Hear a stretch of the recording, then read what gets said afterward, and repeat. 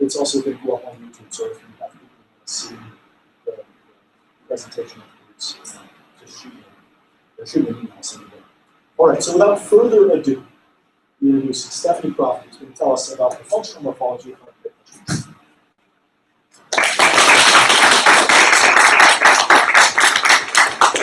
All right, fair warning, we're going to turn the lights off, so this is easier to see, but it's all or nothing with the lights on, so I think sort of campfire lighting right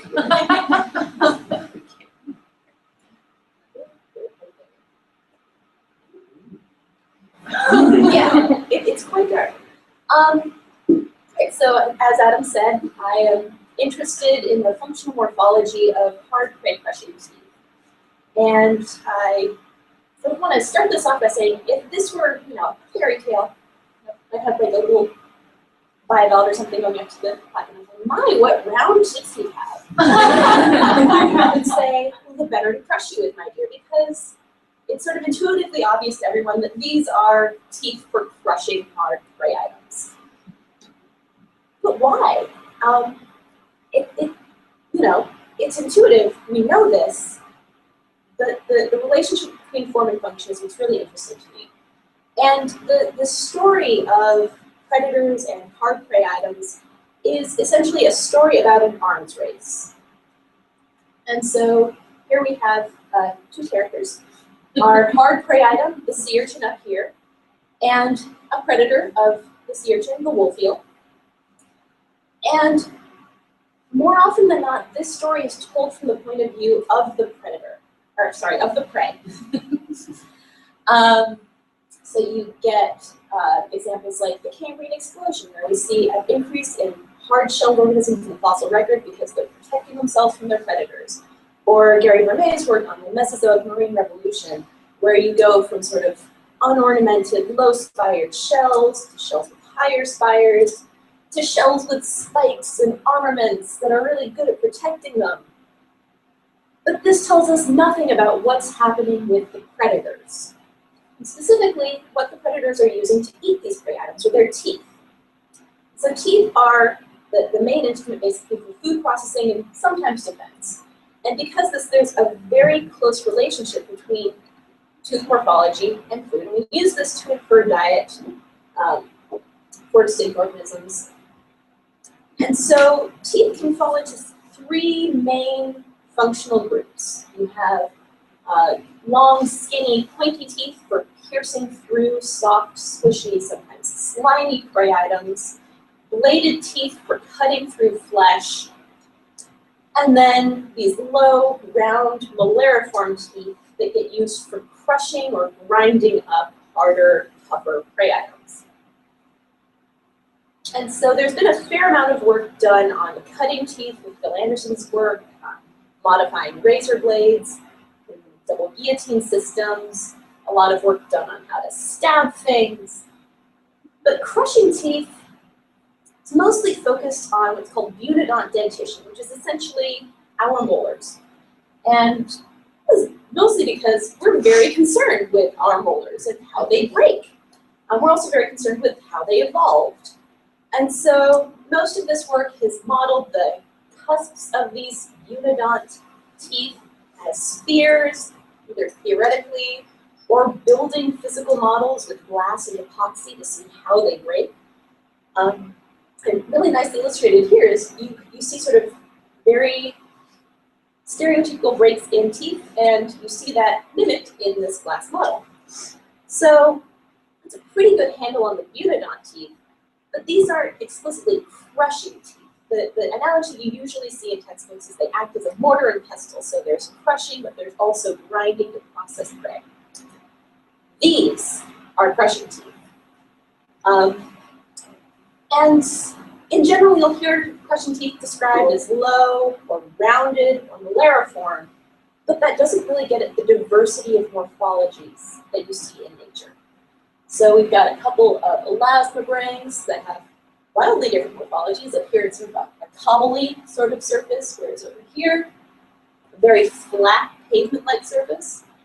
We have nice round button-shaped teeth in our lizard, and up here in that far corner is our friend the wolf eel again, who has the rounded teeth with little tiny cusps in the middle of each one. And just because, you know, we're a very diverse department, this isn't just something you see in vertebrates. Inverts can also have urophagus teeth. So the denticles on this crab's claw are, again, that same sort of low, rounded morphology you expect to see from an animal who is crushing hard prey items. And we know that these animals are crushing things. We know it from diet studies, gut contents. Not to say it's all well and good in practice, but how does this work in theory?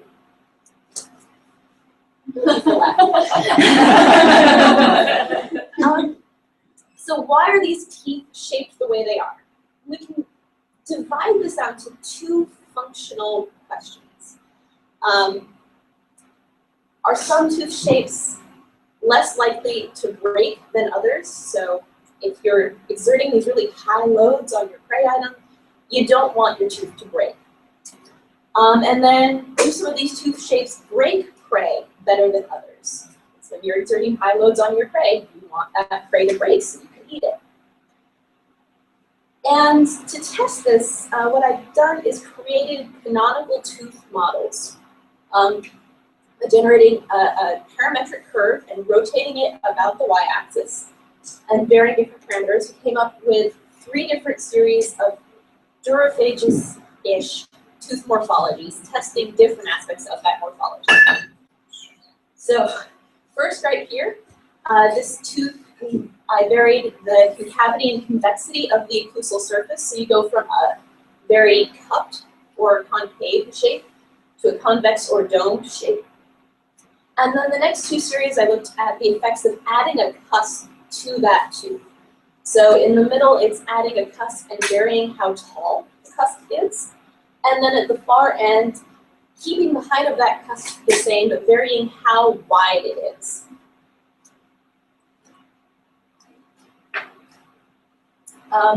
So we'll start with looking at whether or not these different tooth shapes are more or less breakable than each other.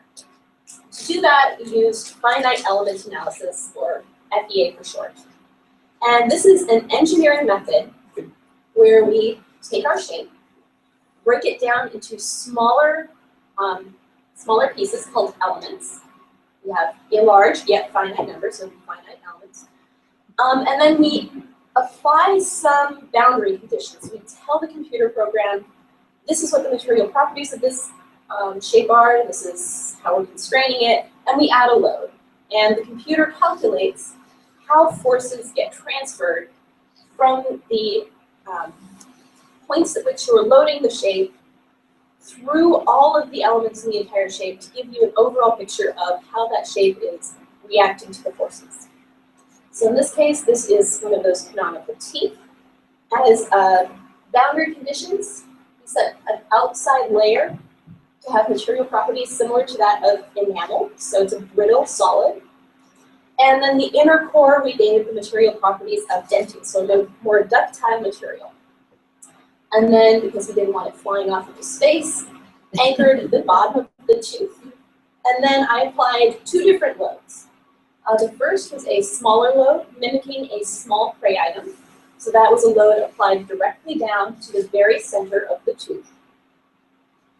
And then we also applied a load mimicking a much larger prey item that was loaded straight down on the leading edge of the tooth. So in this case, the very rim of that concavity. And when you do finite element analysis, you get 2 sorts of data. So the first sort are heat maps that show you where in your shape you're getting high concentrations of stress, or in this case, strain. And you can see, here's the convex concave series for the small prey item. And you see there's sort of little areas of red and orange in a sea of greenish colors. And that tells you where the strain is located. So higher strains are associated with warmer colors. And you can see across the board here, all of the strain is concentrated directly under the site of that loading. The other type of data that we get are numbers. And I've got 2 numbers up here. So along the x-axis, we have, again, that series of tooth morphologies. And in blue, we're looking at the maximum first principal strain. And first principal strain is what we were looking at in those heat maps. And this isn't the best metric to use when looking at pure numbers because this is measuring the principal strain at the highest point in the shape. So this helps you figure out if your model is doing something wonky, if you have an anomalously high strain. But more relevant to the system is the red here, which is total strain energy, which is measured in joules. You can see they track pretty nicely. So the total strain energy is going to tell us essentially how much deformation these models are undergoing. And it will serve as a proxy for how likely that tooth is to fail. Because every material has a certain threshold past which it will break. The higher the strain energy, the more likely that, in this case, tooth is to crossing that threshold and breaking. So in sum, this graph is telling us that these cup shapes, the concave shapes, are going to be less likely to fail than the flat or the dome shapes. And then when we compare this with the large prey item, for the dome shapes, those more convex shapes, you don't see much difference. The area that's being loaded changes a little bit depending on the morphology, but all of the strain is still concentrated directly under that load, and it's all in the center of the shape. This is very different, however, when you're loading the leading edge of a cupped or a flat tooth. So you can see in the cupped tooth, we still have a fair amount of concentrated strain under the area that's being loaded, but instead of being in the center of the tooth, it's along the periphery of that cup. So it's all around the outside of the ring. And then in both the cup and the flat tooth, we see a ring of high strain at the base of the tooth.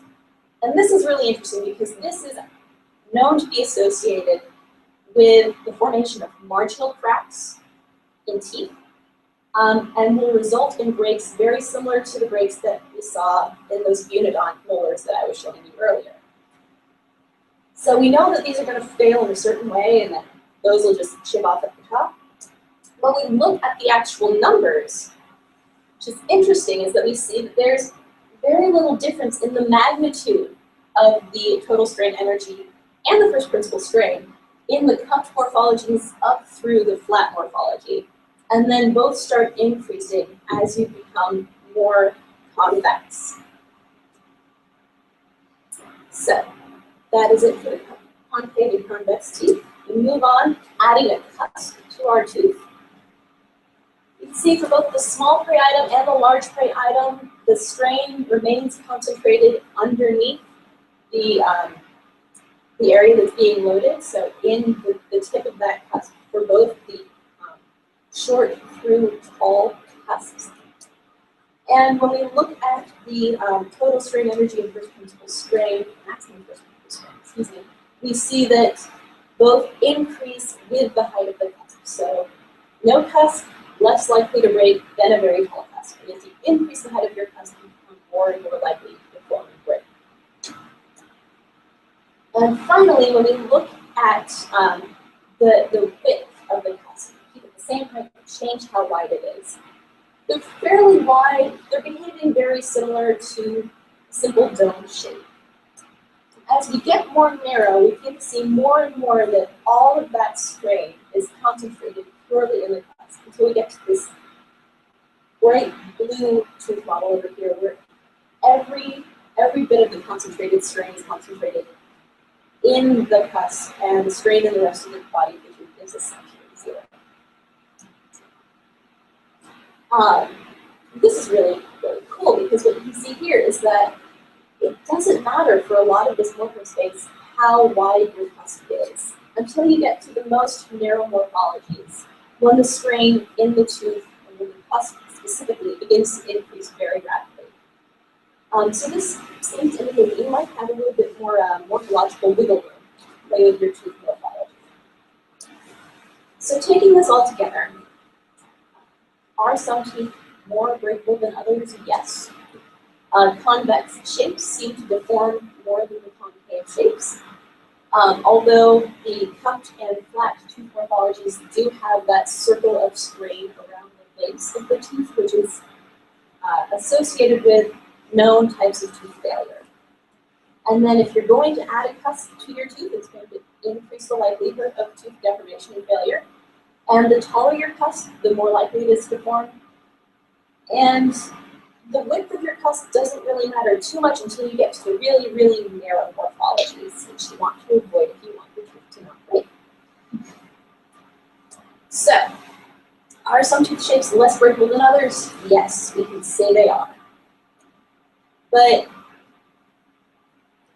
the real question is, do some tooth shapes break quite better than others? Because teeth are kind of pointless if they can't break. Thank you again for laughing. I was hoping Tom would be here to appreciate the So, to test how well these tooth morphologies break prey items, we took the same canonical models and used an automated mill to cut them out of aluminum stock.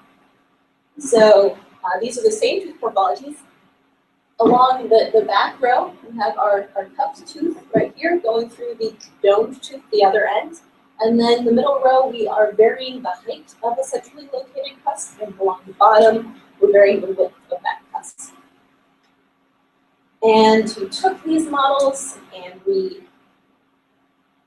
thought for a minute about it. Sorry, the next slide has a movie, and it needs to think about it for a while.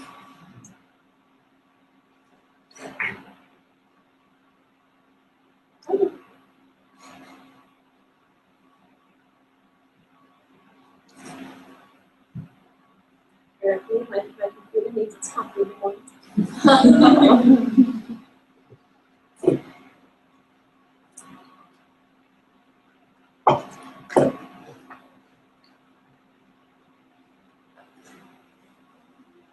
Well, we attached these to a materials testing system with a 500 Newton load cell and lowered them down onto shells to measure the force required to crush the shells. And I'm just going to close this and try opening it again. They're really not happy with me.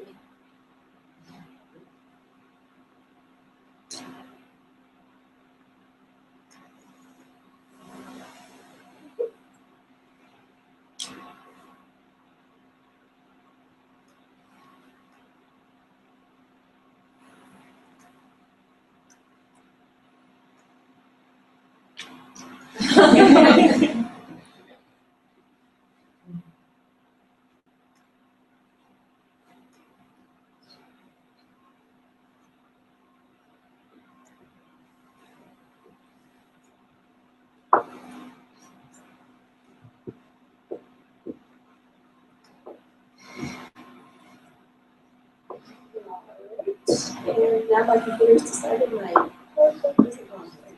There it is.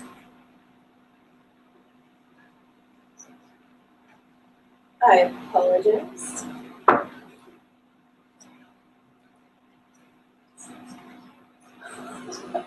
So everyone who hasn't defended yet, don't put videos in your mouth.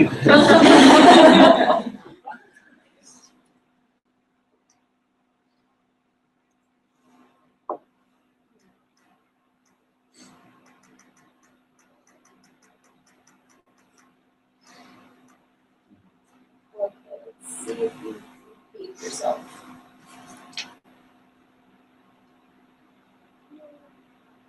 There we go. All right, so the materials testing system, the tube. It loads down and it crushes the shell. Nice.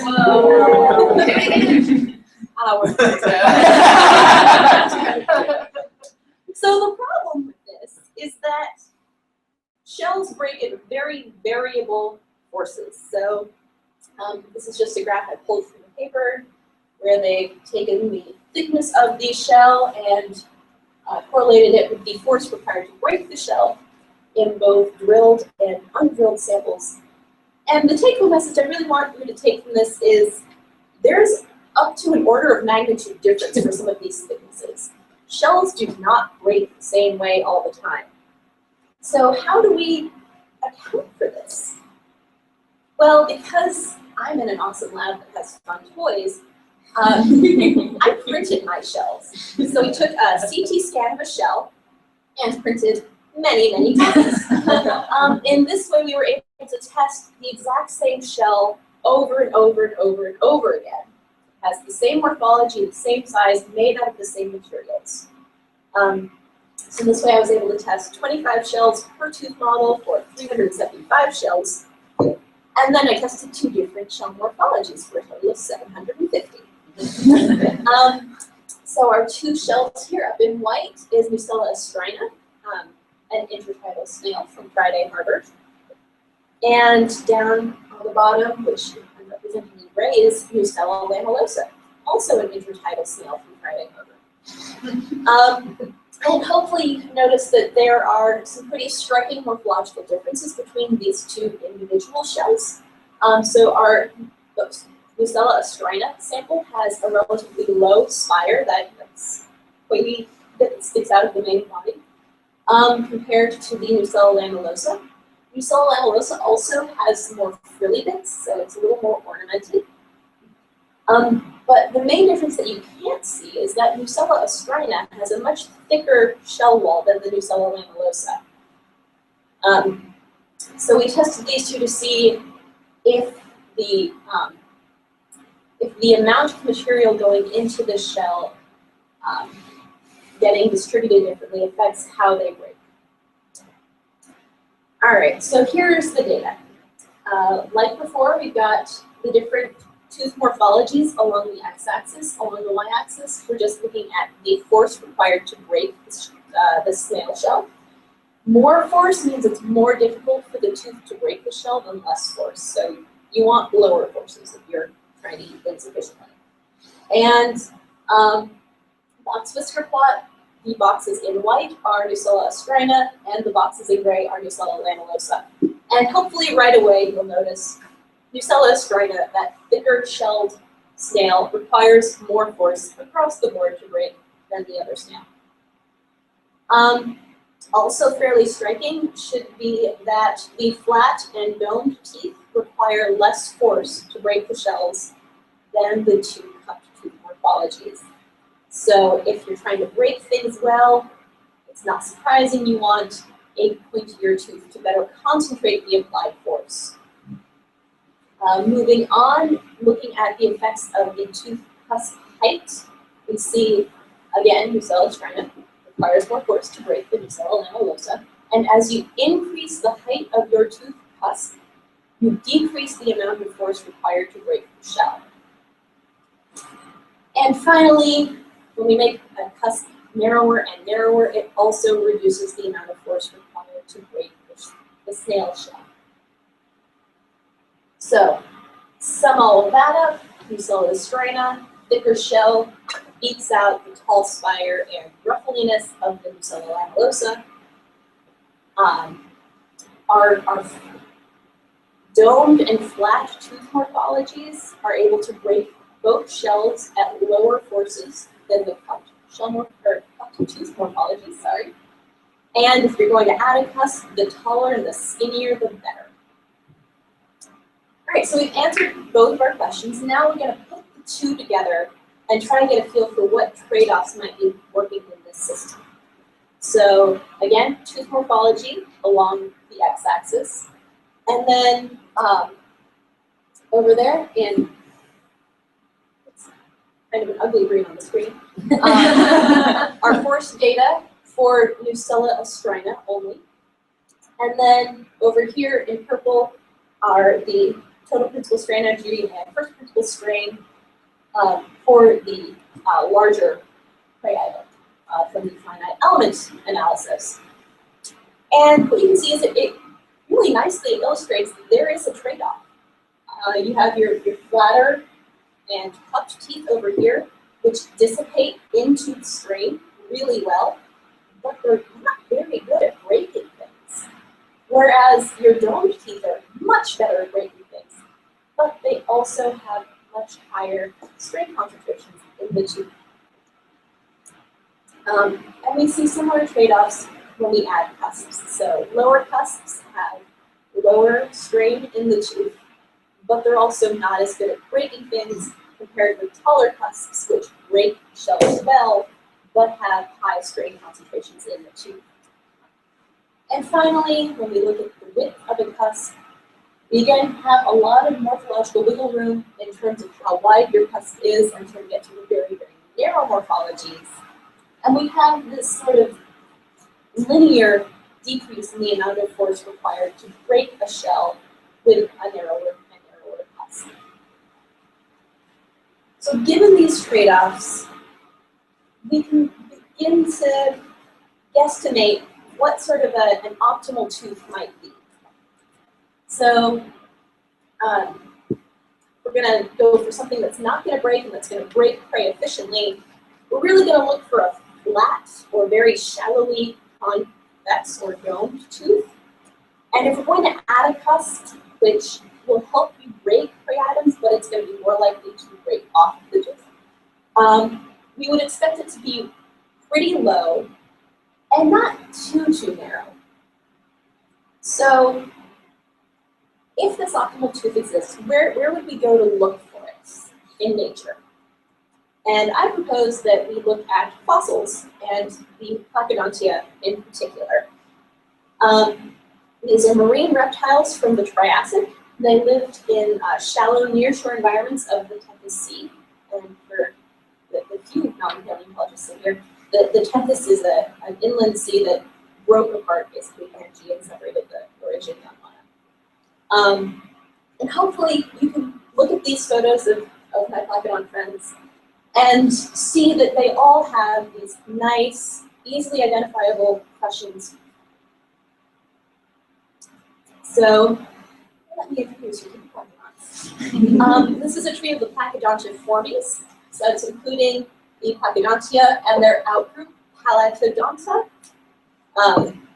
So here he is down here. And the reason I'm including this is because it gives us a really nice sense of what the teeth were like before we get into this very, very durophagous lineage. So you can see them a little bit better in this CT scan from James Leland's work. All of these teeth are very long and pointy and what you would expect from an animal, puncturing, slippery, fleshy prey. And this is very, very different from the rest of the Placodonts that have more bulbous, crushing teeth. And when we're talking about Placodonts, we're going to be talking about a few different groups. So first off, we have these two stem taxa, the Placodus and Placodus, which are mushed together into a group we call the Placodontoidea. And you can see Placodontoidea is contrasted with this much nicer monophyletic group over here, the Cyanodontoidea. And so within Placodontoidea, we have Placodus, who's pretty small, is considered to have the most plesiomorphic tooth morphologies with conical cusps on the teeth, we shall see. And Placodus, who is the group that gives the Placodonts their name, was initially described as a durophagous fish, making Adam happy, I'm sure. Then when we get into the Cyanodontoidea, we have another pretty big split.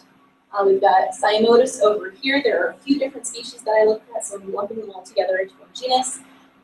They're sister to Hynodus, which I'm not going to be talking about because it's a filter feeder, we think, and has an extremely reduced dentition, with little tiny teeth along the front of their mouth and little tiny palatine teeth in the back of their mouth. And then we have this group called the Placochelidea, and sister to that, Protenodontosaurus, and then the Placochelids. And the Placochelids are really interesting. They get their own group because they've lost their premaxillary teeth and instead have an elongate rostrum.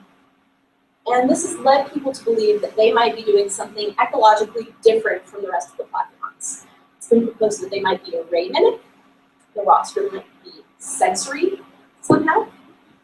Or they might be using it to burrow into substrates to eat buried hard-shelled prey items like bivalves or maybe brachiopods. But some of these guys have been found in assemblages without shelled prey items. So the alternate hypothesis is maybe they're eating epibenthic crustaceans or swimming crustaceans. So given this phylogeny, and knowing that the outgroup has these long, skinny, puncturing teeth, we can begin to ask, do we see these organisms moving towards our optimal tooth shape as we go from the Placodontoidea up through the tree? And do we see transitional steps along the way? So I have another video. So to look at tooth morphology, I packed up our laser scanner and flew across the ocean to visit 8 collections in 4 different countries around where the Tethys Sea used to be. So you can see the laser scanner here in action and an example of one of the scans, so you can get a feel for the detail that I was able to look at. And then to quantify the tooth occlusal morphology, I measured the radius and curvature of teeth. This is basically fitting a circle, or since I have 3D data, a sphere, to the tooth, and then using the radius as a metric to compare them. So very, very small radius means you have a very pointy tooth, whereas a very large radius means you have a flatter tooth. And most teeth we think of as being sort of rounded or pointy, and those have a positive radius of curvature. And on the off chance we got a concave tooth, like the mom was I've been testing, we would call that a negative radius of curvature. Our circle would be fitted outside the tooth. And so we used a program called GeoMagic to fit spheres to these teeth by highlighting the occlusal area that we were asking about and hitting a few buttons, and the program worked its GeoMagic. All right, so if we move on to the actual data. So here's a diagram of the tooth morphology of Placodonts and the actual teeth that we looked at. So really quickly, I'm just going to give you a brief walkthrough of the general tooth arrangement for Placodonts because they're pretty cool. So most of them, except for those placocheliids, have premaxillary teeth. They're usually sort of procumbent. You think they were used for grasping things off the substrate. And then you have teeth running up the maxilla. And then one of the features that links the outgroup with the rest of the Placodonts is that they have a single row of teeth on their palatine bone. So in the Placodonts, maxillary teeth, highlighting in green, palatine teeth are highlighting in purple. The maxillary teeth are quite small, quite pointy, as expected. Very, very small radius curvature, about half the radius of the palatine teeth. So the palatine teeth do seem to be a bit more involved in crushing things, which is not terribly surprising given their placement. We move on to Placodonts. So here's the Placodont specimen with premaxillary teeth, maxillary teeth, and some palatine teeth. We see right away the maxillary teeth have a larger radius of curvature, so they are more likely to be crushing things. And the palatine teeth have a much, much larger radius of curvature, an average of about 40. So 4 times the radius of curvature as the maxillary teeth of these guys. And this is approaching that flat morphology that would be really ideal. So we seem to hit that optimal tooth morphology shape in the palatine teeth pretty quickly. If we move up into the cyanodontids, again, our maxillary teeth, the radius of curvature has increased, so they are flatter still. And the palatine teeth, you can see there's a slight change in morphology from the rostral, or anteriormost tooth, as we go back. And they're all flat, even flatter than the teeth that we saw in Placodonts. And the interesting thing is that this is the first time I was able to measure concave tooth morphologies, although the magnitude of the radius for those teeth is on the order of 60 to 100 millimeters, which I would argue is functionally flat. Alrighty, moving on, Placodontosaurus. I'm really glad I'm not stumbling over that one. Maxillary teeth, again, even larger radius of curvature compared to the cynodontids. And we begin to see this pattern where the rostral teeth, the rostral palatine teeth are very, very similar in size and morphology to the maxillary teeth. So less involved in the crushing potentially than the caudal or rearmost palatine teeth, which in these guys isn't quite as flat as we've seen in some of the other groups. They're a bit more rounded. So still close to that optimal shape, but maybe slightly more prone to breaking. And then placocheliids seem to be doing something weird in addition to having lost their premaxillary teeth. So their maxillary teeth vary in size as you go from the front to the back. So the frontmost have relatively small radius of curvature. You can see 8.346 as compared to the backmost maxillary teeth, which are fairly large, fairly flat. Radius curvature of 51.84. So a huge difference. So as you get further back in the mouth, the maxillary teeth become more and more involved in crushing. And then Katie is going to help me out and pass around some tooth models of the caudalmost palatine teeth because these are really weird.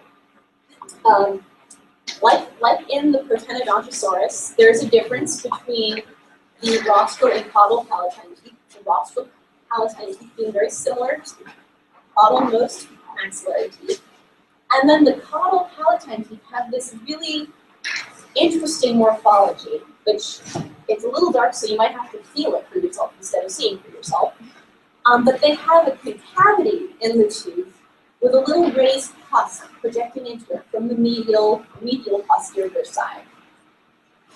So for these teeth, I ended up measuring two different radius curvatures. So the first is on the long axis of that tooth, of the concavity.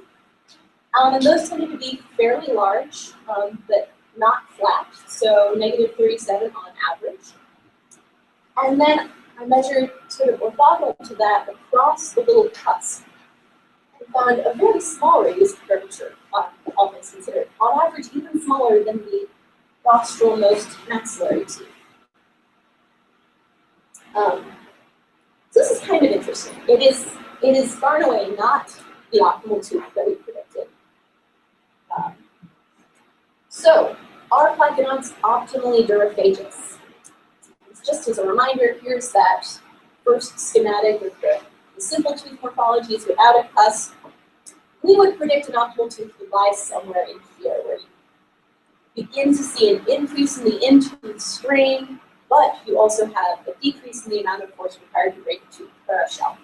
So we go from our outgroup, the Placodonta, long skin puncturing teeth, to something that looks approximately like this, hopefully.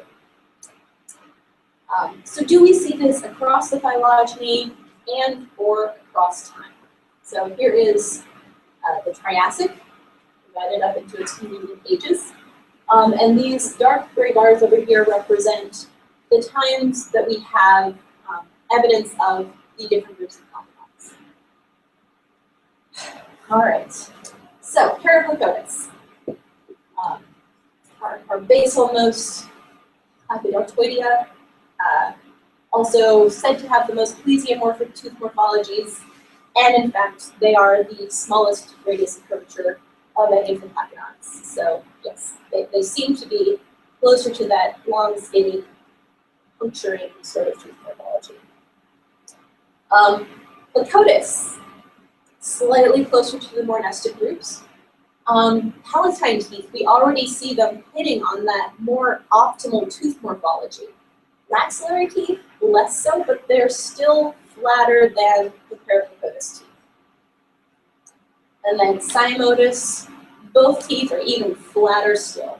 So we do see, moving in this direction, changes through phylogeny, potentially through time. It's a little tough to say, but if you were one of these guys, you know, branched off further down here, we can wave our hands and say through time, approaching that optimal tooth morphology. Then we get to Protodontosaurus, and we see, again, even flatter maxillary teeth, striving for the toothy optimum. But we're sort of backing away from that with the palatine teeth because they're not as flat as we saw in the cyanotus, or even necessarily in Placodonts. And then we have our really weird palatine teeth in the Placodonts. And this is definitely not that optimal tooth we predicted with the very simple tooth morphologies. Instead, what I would like to propose is that these are taking advantage of the best of both worlds. They have that concave morphology that's going to be really good at diffusing strain in the tooth. And they've added a cusp to better concentrate applied stress. And this is not unheard of. We think back to those bunodont teeth. Work has been done on generating theoretical optimal bunodont teeth, and they have very similar morphologies, where you have 3 low rounded cusps that diffuse strain or stress in the tooth, and also serve to hold prey items in place, so that the one taller, pointier cusp can break them open. So are Placodonts optimally durophages? I would argue that they're getting there, but they're getting there in 2 different ways. And with that, I have many, many people to thank. Funding, which is not as much fun. And thanking the many, many people, my committee and Adam, obviously, for sticking by me and letting me play with fossils. A huge list of people. I can't go through and thank everyone individually, but I do want to sort of mention a few people in particular. Jeff Brash, who taught me most of what I know about machining, and the Friday Harbor maintenance crew who let me invade their space up at the labs to mill out many, many, many teeth, occasionally break through bits. Tom, Per, Annika, Betsy, and Ian, who all helped me learn how to actually do finite element analysis. And the many, many curators who are listed here, as well as members of who helped me navigate museums in far-off countries, as well as just navigating far-off countries. I literally would have been lost without them sometimes. And then I've got a few undergrads on here who helped in the initial stages figuring out how the crushing teeth worked. And of course, I have to thank Marissa because she makes sure everyone does what they're supposed to do. And then all of the museums and Friday Harbor for letting me use their facilities. And then on a more personal note, I have to thank my family for supporting me and being patient and listening to my sippy talks every winter break. I'm sure it was the highlight of the holiday season. Summers lab members, past and present, for being cool, giving great feedback. Similarly, the Friday Harbor fish courses that I've been involved with helped out at the beginning and the end of the thesis. And as Adam mentioned, I've sort of split my time here at UW between Friday Harbor and main campus. So I just have to thank all Harbor people, the whole community over the years, both the faculty and staff, office ladies who were always cheerful, the maintenance custodial crews who keep the labs running, and all of the grad students and lab techs who, I like to think we keep each other safe. And of course the biohouse, who, we've had a few turnovers, but they're all pretty cool people. And of course, just the bio department and the bio grads for being great people. And with that, I will take questions.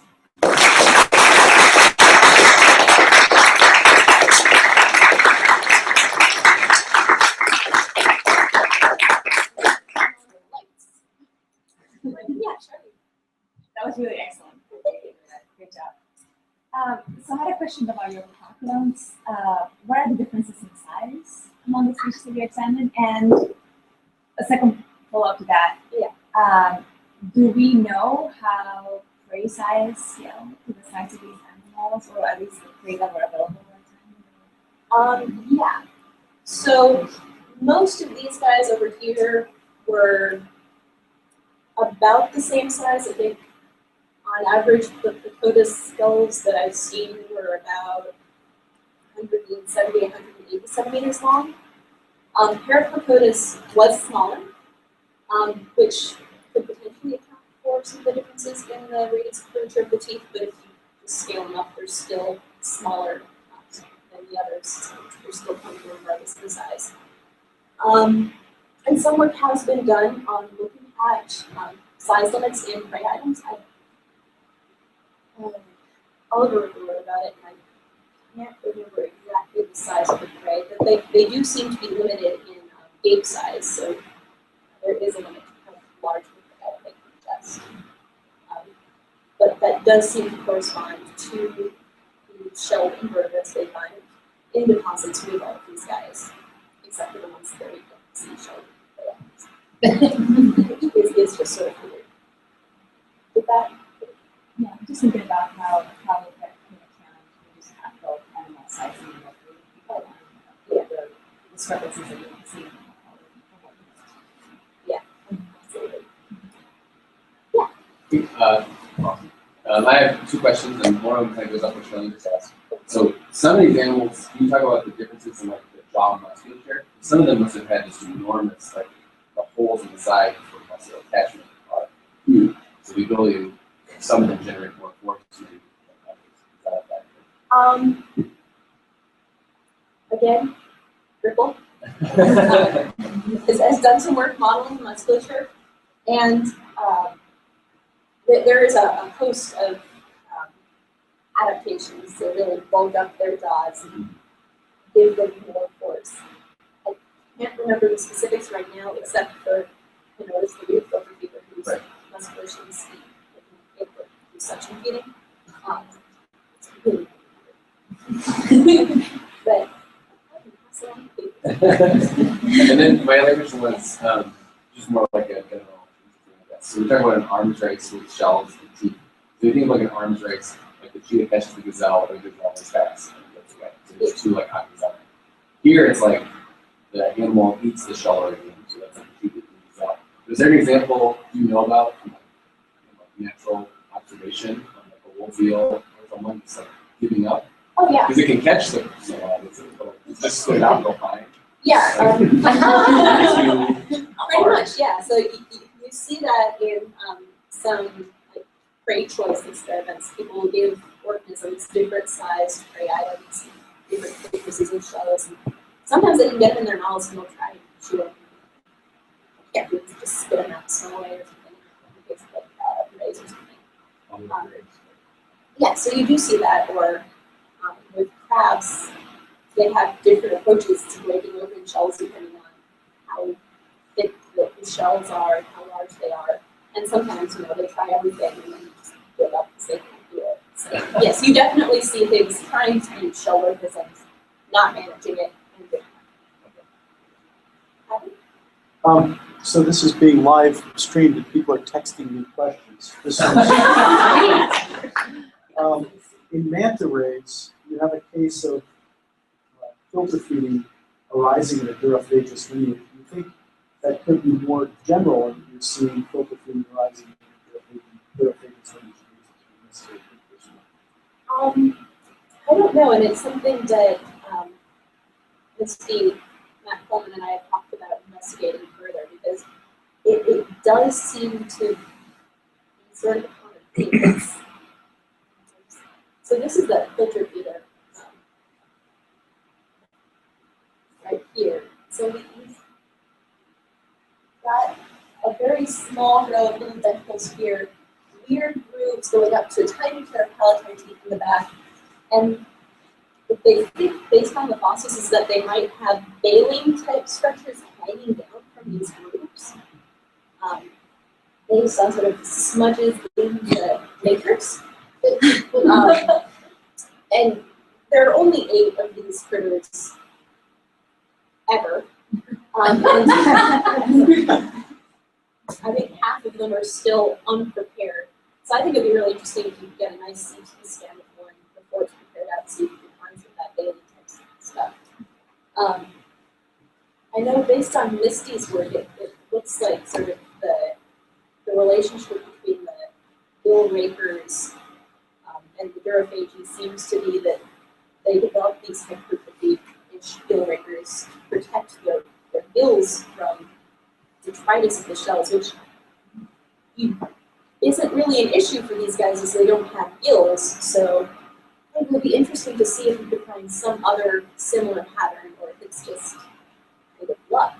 But the one thing that is interesting is that at this point in the oceans, there weren't very many filter feeders, which is sort of a wide open niche. You kind of wonder, why aren't there filter feeders? So there's notice here, and there's another fairly recently discovered Chinese fossil, just this crazy tooth system that's premaxillate that goes like halfway up or something. So, filter feeders are pretty cool. I'm just sort of clueless about the fossils and stuff, but has there been any evidence in the fossil record of breakage? In any of these? Or The tooth? of the tooth itself, because you are seeing these trade-offs, and I'm just wondering if we have evidence of those, of that actually mattering. Point here. So in the fossil record, we see a lot of discarded teeth that are really worn down. In these guys, I don't remember seeing any really obviously broken teeth that had contributed to anything other than necessarily pathogenesis. That said, for the data that I presented, I only used undamaged teeth that were intracranial. But in modern animals, you do definitely see broken teeth that become non-functional in some cases, especially in some cases. These teeth that you were looking at are from the upper jaw, is that right? Yes, yeah, sorry. Do lower jaws exist in the fossil record to look at? And how do the upper and lower teeth interaction affect trade-offs of teeth?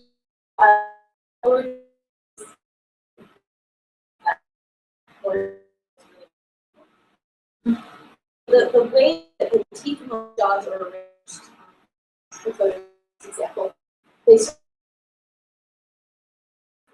very hollow teeth, and they tend to be bigger and flatter, more like the palatine teeth. So, insofar as how the two teeth interact, I haven't investigated that yet, although I've collaborated, I've collaborated with a grad student named Matt Coleman, looking at how jaw curvatures in rays, which are very highly interactive. So that could maybe be taken further to say something about the interactions of these two curved surfaces. It's kind of